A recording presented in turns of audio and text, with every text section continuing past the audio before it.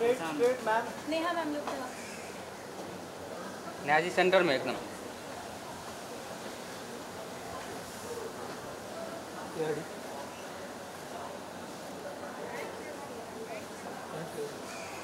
No side. Centre से start. Center से start. क्या पीछे चलते हैं। सॉरी। Please cover. Sir, मी साडी तुमच्यासाठी स्टेज केली आणि yes ready. One centre.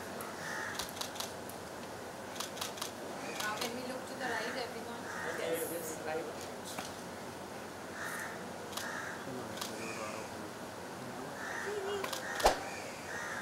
Okay thank you. Thank you. Neha ji solo. नाम ही काफी कॉम्प्लिकेटेड है 36 डेज, तो लोग जानना चाहते हैं ये है क्या। 36 डेज 36 दिन की कहानी है। एक गोवा की एक गेटेड कम्युनिटी है जहाँ पर 4 बंगलो है और 4 फैमिली रह रही है, और इन सब के बीच में एक 5वां बंगलो है जो खाली पड़ा हुआ है, और उसमें रहने आती है नेहा का कैरेक्टर जो है फारा। और जैसे ही वो आती है वहाँ रहने, क्या खलबली मचती है उस सोसाइटी में और फिर क्या होता है, इसके बारे में बताती ये कहानी है। इसमें आपको मिस्ट्री मिलेगा, सस्पेंस मिलेगा, ड्रामा मिलेगा, इमोशंस मिलेंगे, बहुत सारे कॉमेडी मिलेगा, आपको सैडनेस मिलेगा, थोड़ा सा साइकोलॉजिकल हॉरर मिलेगा थोड़ा सा। तो ऐसे पूरा ही बुफे लगा हुआ है, आप जो चाहिए आप फ्लेवर ले सकते हो। I love that what he does. Neha ji, आपके कैरेक्टर को हमने जहाँ तक अभी देखा, जी. और आप रोमांटिक से सैडनेस से लेके इसको बिट्रेट करते हुए भी नजर आए, तो कुछ डिफाइन करना चाहोगे?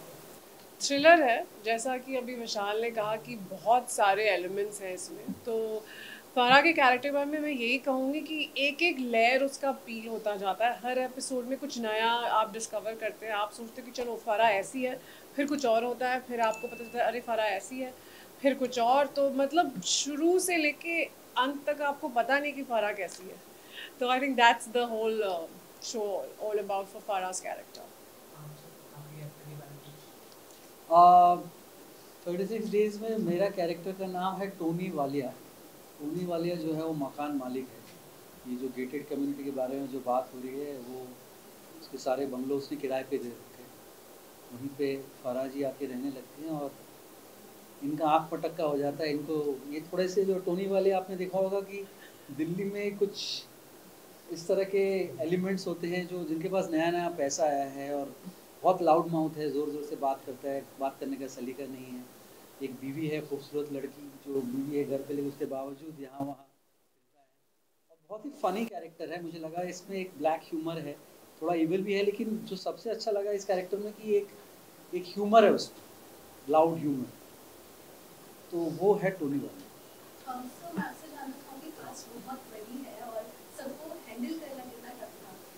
टफ नहीं था, इनफैक्ट इजी था, क्योंकि मुझे लगा था कि थोड़ा चैलेंजिंग होगा। लेकिन ये सब जो इतने बड़े बड़े लोग हैं, इतने बड़े बड़े OTT के जो दिग्गज है आज के ज़माने में, फिल्म में भी बहुत सारे काम कर रहे हैं, लेकिन OTT में तो है ही ये, मतलब नंबर 1 की टॉप कास्ट है ये। तो मुझे लगा था थोड़ा सा मुश्किल होगा, लेकिन इन्होंने मेरा काम आसान कर दिया। इन्होंने परफॉर्मेंस में भी आसान कर दिया, और साथ में जब मिल के काम कर रहे थे तो और ईजी हो गया था काम करना। तो काफ़ी ईजी जर्नी रही।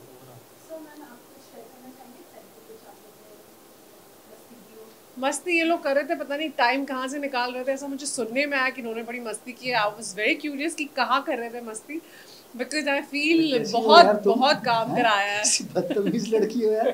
बहुत आज काम खाने कराया में क्या मंगाया, जो मंगाया गया तो सब व्हाट्सएप पे शेयर करता था मेन्यू। That's true, ये सही बात है। तो से दो हाउ स्वीट आया।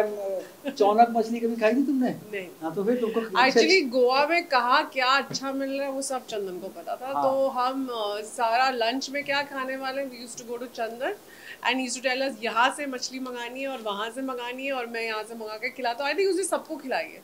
सबको खिलाया। शूट के बाद कई बार थोड़ा वक्त मिलता था, मैं कहीं जाता था एक अच्छे रेस्टोरेंट में, तो वहाँ से ये वक्त सिर्फ नहीं मिला है। फोटो मंगा दी थी कि अरे कहाँ पे है, मुझे बताओ क्या मंगा रहे हो। Yeah, you went to all the good spots. हाँ, तो ये सब हम लोगों ने ऑफ द सेट काफी मजे भी किए हैं।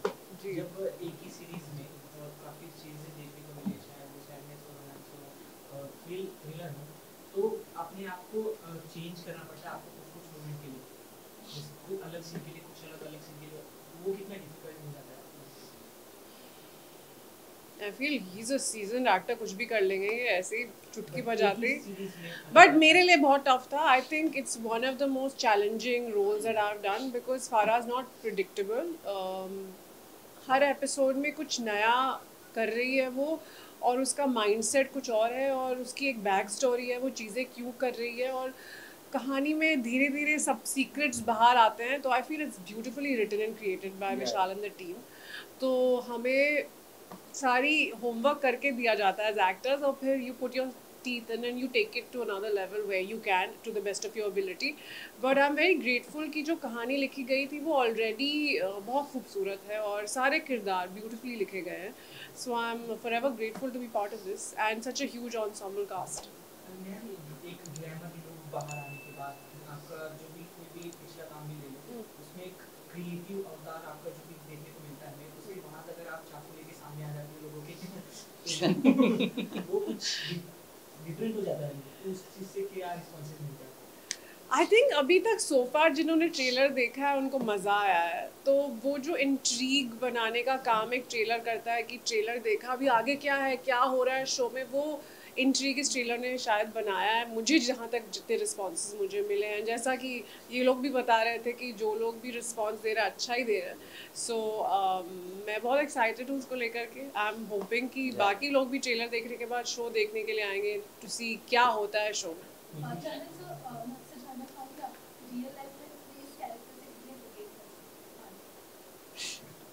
ज़्यादा नहीं एक्चुअली, क्योंकि अगर कैरेक्टर ऐसे करने लग गए एज एन एक्टर जो मैं बहुत रिलेट करता हूँ तो बहुत काम आसान हो जाता है. लेकिन इस तरह के लोग मैंने बहुत देखे जो इस तरह के होते हैं. मतलब मैं जब कॉलेज में था तो मैं ऐसे कुछ किरदारों से मिल चुका हूँ, तो मैं ज़्यादा रिलेट नहीं करता हूँ. लेकिन वही मज़ा है करने में कि जब आप रिलेट नहीं करते हैं तो उन चीज़ों को फिर आप ढूंढते हैं, देखते हैं.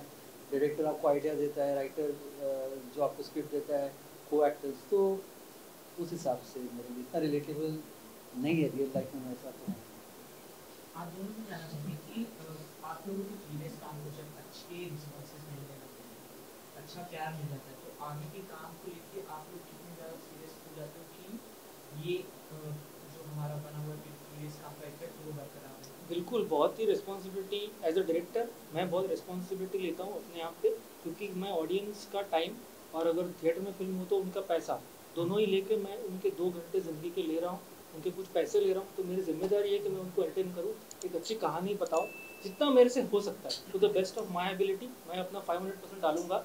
बाकी ऑडियंस की पसंद नहीं पसंद उसको मैं कंट्रोल नहीं कर सकता, लेकिन मेरे लिए बहुत ज़रूरी है कि मैं जो भी काम बाहर रखूँ वो बहुत ही मैंने पूरा 500% डाला हूँ. जितना मेरे से हो सकता है मेरी कैपेबिलिटी के अनुसार मैंने सारा उसमें डाल दिया. बहुत ज़रूरी है सर.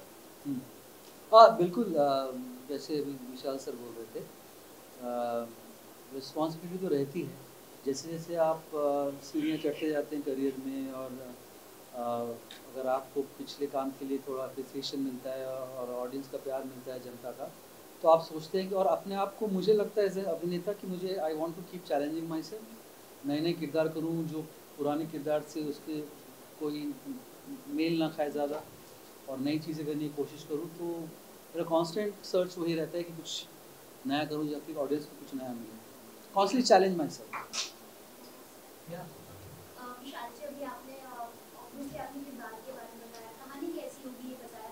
36 डेज ओटीटी का ज़माना है, बहुत सारी फिल्में इस तरह की बन चुकी, बहुत सारी सीरीज लगातार आते जाते हैं. बट मैं जानना चाहती हूँ 36 डेज में ऐसा क्या अलग है कि ऑडियंस ग्रैब होगी और वो देखना चाहेगी?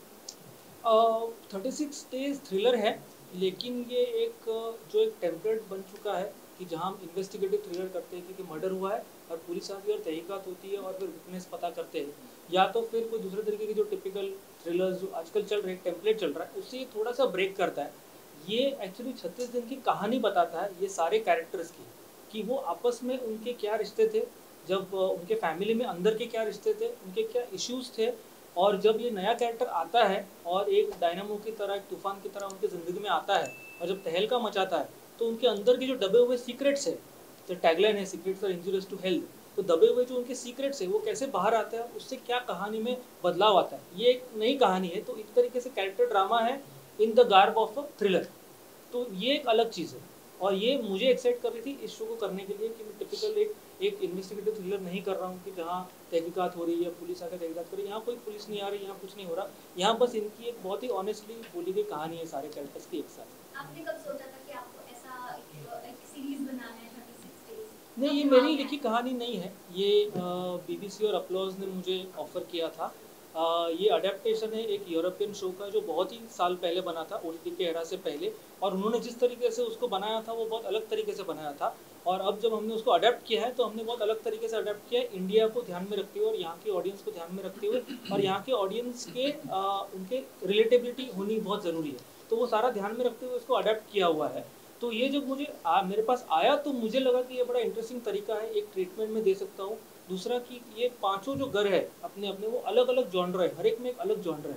कहीं थोड़ा सा हॉरर है, कहीं थोड़ा सा थ्रिलर है, कहीं थोड़ा सा ड्रामा है, कहीं थोड़ा सा सैडनेस है। तो उस तरीके से बहुत सारा एक मुझे एक्सपेरिमेंट करने के लिए एज अ मेकर बहुत सारी अपॉर्चुनिटी है तो नया करने के लिए, तो मेरे लिए एक्साइटिंग था और इसलिए मैंने बोला कि नहीं, ये पक्का करना चाहिए।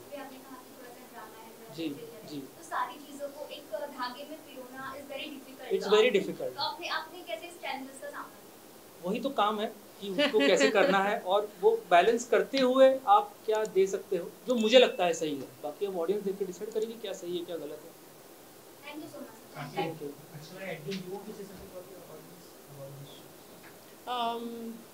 The most important thing that we need to say is 12th जुलाई को शो आ रहा है हमारा सोनी लिव पे, तो प्लीज़ अगर आपको ट्रेलर पसंद आया है तो जाके ज़रूर देखिए and tell us how you like it. Thank you.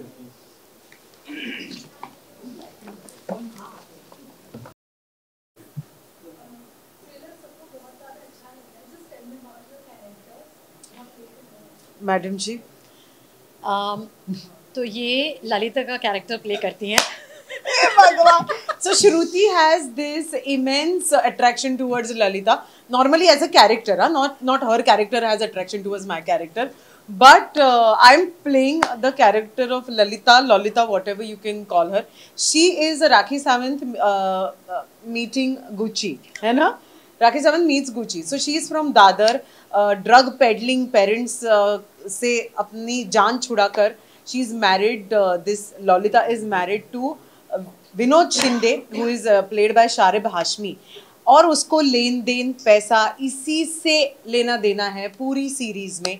She is crass, she is tacky to the core, उसकी लैंग्वेज क्रास है। वो इस बंदी को इतना तंग करती रहती है because she is like the queen of the society. And this girl who's come from Dadar, who's a middle class Maharashtrian girl, wants to be in her good books, wants to show her that भाई तेरे पास पैसा है तो मेरे पास भी पैसा है, दो इसके पास क्लास है लेकिन ललिता के पास नहीं है। So she's trying to make her friend, and जितना नजदीक ये इस कैरेक्टर के पास जाती है उतना दूर ये उससे भागती है। So yeah, that's the story of Lalita. And I play a character called Radhika Jaikar. जैसा कि इन्होंने कहा, she is the queen of the society which is not, पर Radhika is a business woman. She owns a pharmaceutical company जिसकी शादी पूरब कोहली से हुई है, who is a microbiologist. Oh my God, fancy! And हम लोग बहुत हाई फाई रिच लोग हैं, हमारे पास बहुत पैसे हैं, स्टेटस है, और हमारी प्रॉब्लम सिर्फ ये है कि हम अपने स्टेटस को इतना ज़्यादा सीरियसली लेते हैं कि हम अपनी लाइफ को एक दिखावा बना कर रखा हुआ है हमने। There are lots of internal family issues between Radhika and her husband and her children, लेकिन वो ये बात बाहर नहीं आने देते क्योंकि वो चाहते हैं कि उनकी एक पिक्चर परफेक्ट फैमिली फ़ोटो रहे। एंड एज़ फॉर ललिता, जो बहुत कोशिश कर रही हैं, उनके पास नए नए पैसे आए हैं तो वो चाहती हैं कि मैं भी अभी राधिका के जैसे बनूं, लेकिन बात ये है कि क्लास हम खरीद नहीं पाते। करेक्ट है, पैसा तो आ ही जाता है, क्लास नहीं खरीद पाते। तो या that's the difference between Radhika and Lalita. And हमारे ज़्यादा सीन्स नहीं हैं पर जितने भी हैं बहुत मज़ेदार हैं, क्योंकि राधिका को ललिता बिल्कुल पसंद नहीं है, लेकिन वो ये भी बताना नहीं चाहती, तो वो प्रिटेंड करती है कि हाँ मतलब मैं इसे बर्दाश्त कर सकती हूँ। और ये बहुत चेप है, Lalita is cheap. She just wants like तू मुझे अटेंशन दे, तू मुझे attention they, that's about it. बस ये हमारे किरदार है। हाँ यही था। हाँ मतलब मतलब ऐसा था कि हम लोग कैरेक्टर में आने के लिए हमको थोड़ा टाइम लग जाता था because through and me I think we really hit it off so well. ऐसा नहीं है कि हम लोग इससे पहले मिले हैं। वो जानती नहीं है, पर जब मैंने स्क्रिप्ट पढ़ी थी ना, मैंने कहा था प्लीज मुझे ललिता का पार्ट दे दो, मुझे ललिता बनना है। नहीं वो तो अमृता कर रही है ऐसे। कौन है ये अमृता? मैंने कहा कौन है अमृता? लाइक अरे नहीं वो बहुत मंजीवी महाराष्ट्रन एक्ट्रेस हैं। एंड तब मैंने उसकी फोटो देखी ऐसे, हाँ सुंदर भी बहुत है तो मैंने कहा मुझे बताओ इस शो में ललिता को उसकी जगह कौन बताता है? लाइक राधिका। चलो फिर जब वो character. But I think we had a great rapport throughout the whole web series. और मतलब जब हमारे सबके एक साथ सीन्स हुआ करते थे तब हम इतना मजा करते थे। My God it was a roller coaster ride. हाँ को-एक्टर्स यार। चलो सबसे पहले तो डायरेक्टर विशाल फूरिया, एक बहुत ही नेहा शर्मा है, पूरब कोहली है, फिर चंदन नहीं चंदन कौन है? कोई चंदन नहीं है। चंदन नहीं है, जैसे चंदन नहीं है। चलो ठीक है। देन देयर इज सुशांत अच्छा पीछे खड़ा है ना। अच्छा लाइक दैट। और फिर शारिब हाशमी है यार। शारिब हाशमी मेरा बेचारा हस्बैंड है। That's it. तो चंदन रॉय सन्याल। चंदन रॉय सन्याल सबसे बहुत इतने पकाऊ एक्टर नहीं लेकिन मुझे से लगता है कि किसी ने किसी को पकाया नहीं है रियली। आई थिंक सबने एक दूसरे को पकाया है। शायद जब नाइट शिफ्ट्स हुआ करती थी सबको एक साथ झल सुबह 3:30-4 बजे सबने सबको पकाया। It's as simple as that. या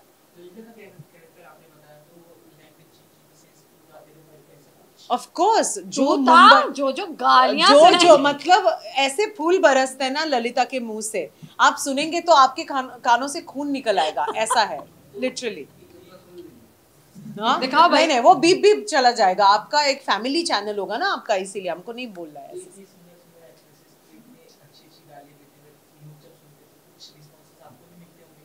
हाँ ऑफ कोर्स मिलते हैं। मतलब ऐसा नहीं कि सुंदर लड़कियां गालियां नहीं देती। बेटा आप मुंबई में रहते हो, कहाँ पे रहते हो? और बात ये कि भाई देखिए गालियों का हक तो सब पर है कि नहीं? गालियों का हक सब पर है। अगर आप हमें गाली देंगे तो क्योंकि हम खूबसूरत है हम गाली नहीं देंगे, ये कोई रूल नहीं है। बट नो आई थिंक जहाँ से ललिता आती है, जैसे मैंने कहा कि ड्रग पेडलिंग पेरेंट्स है और यू नो अपनी जगह और अपनी राह उसने खुद बनाई है। सो जब ऐसी कोई लड़की होती है जो बिंदास होती है, फियरलेस होती है and who makes her own, who paves her own path, I think तब तो गाली या फिर यू नो वो एक हाथापाई थप्पड़ वगैरह सब देती है, क्रासनेस आ जाती है। You know that's the thing.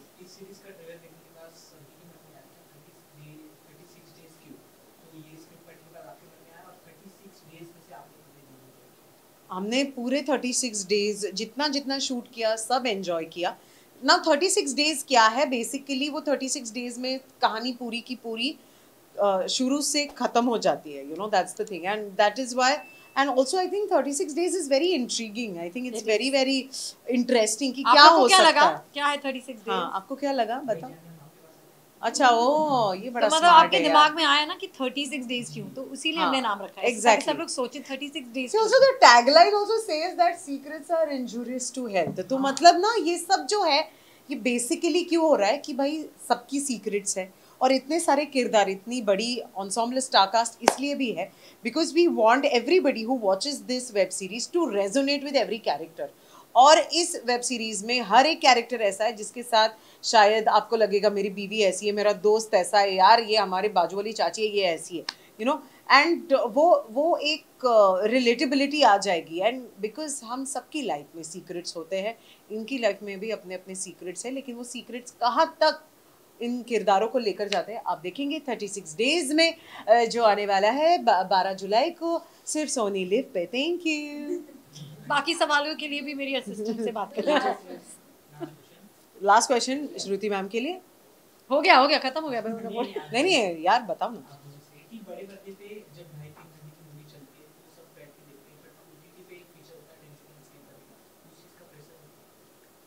देखिए एक बार शो आ गया फिर वो ऑडियंस का हो जाता है, उसका ना एक्टर्स कुछ कर सकते हैं ना क्रिएटर्स कुछ कर सकते हैं। अगर आपका शो इंटरेस्टिंग है तो फिर मुझे ऐसा लगता है कि इस शो में क्योंकि कहानी इस तरह से लिखी गई है कि अगर आप उठकर चले गए तो आप शायद एक महत्वपूर्ण लिंक किसी ना किसी तरह से मिस कर जाएंगे। आप रिवाइंड करके भी देख सकते हैं अगर आप चाहें, लेकिन अगर ऑडियंस का अटेंशन फ्रैक्चर्ड है उसका आई डोंट थिंक एक्टर्स और क्रिएटर्स ज़्यादा कुछ कर सकते हैं। एंड ऑल्सो आई थिंक सारे के सारे एपिसोड्स एक साथ आ रहे हैं, तो यू नो आप अपनी सहूलियत से देख सकते हैं। इट्स नॉट लाइक कि यू नो आपको वेट करना है किसी चीज़ के लिए। All the episodes are going to come and I am sure कि एक बार आप देखने बैठ जाओगे 36 डेज तो आप 36 आवर्स में खत्म कर डालोगे। चलिए ये चैलेंज हो जाए, लेट्स हाँ, कीप है दिस ना, a challenge. Watch actually. 36 days in 36 hours and tag us and tag Finished. her. Tag her. हाँ Don't tag. Thank you Darling's, Thank you.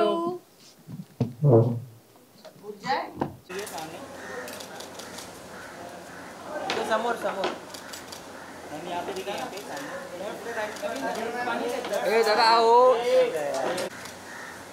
समोर समोर फोन आ रहा है।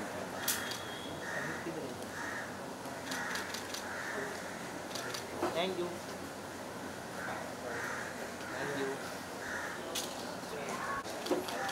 मैम यहाँ पे सामने देखिए, मैम ये बाजू देखिए सामने। इधर सेंटर में देख सकते हो, देख के क्या होगा।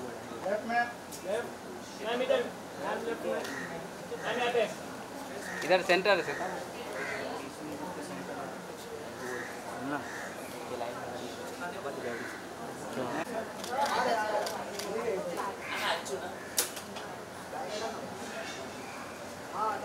समोर समोर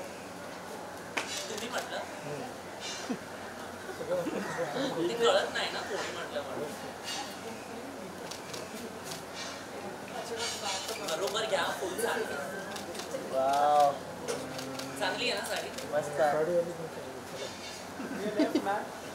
वन्स मोर ह्याला वन्स मोर पाहिजे, ह्याला वन्स मोर पाहिजे। एक अपना लव यू बोल थँक यू थँक यू द्यायला लागतात हो नाईस बाकी कोण आले? Thank you thank you. नेहा कहाँ है? शर्मा जी शर्मा रहा है। हाँ आ जाइए भाई। नहीं आप आइए ना, यहाँ पे